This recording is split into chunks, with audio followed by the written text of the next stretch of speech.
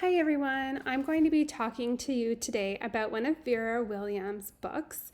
The book I chose to do my presentation on is called A Chair for My Mother. It's a really sweet story about a little girl, her mom, and her grandma who lived in a town in a little house.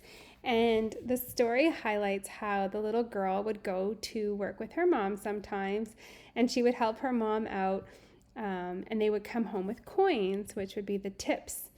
And this story highlights how the mom and the daughter and even the grandma would keep all their change in this little jar that they collected.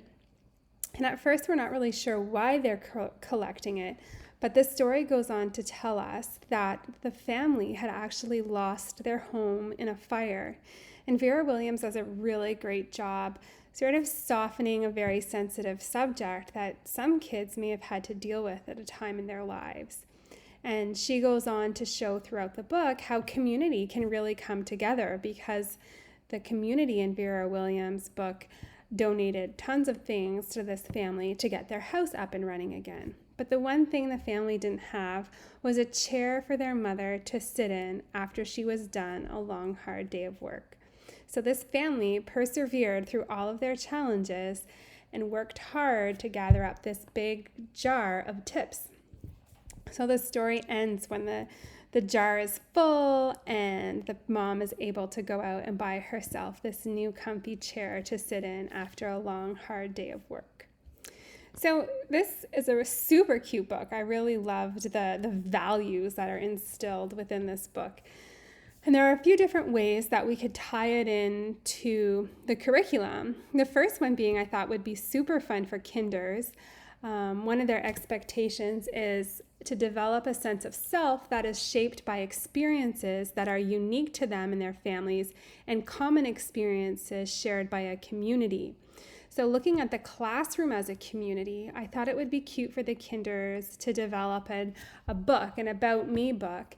And in the book, they could highlight all the times that they helped someone in their class. So for example, if Johnny is with Susie one day and Susie can't open her lunchbox and Johnny helps her open the lunchbox, he might come up to his teacher and say, "Hey, I helped Susie with her lunchbox. Can I put it in my book?" And that book would be really awesome to send home at the end of the year to show the parents how much of our classroom has turned into a community just like the book.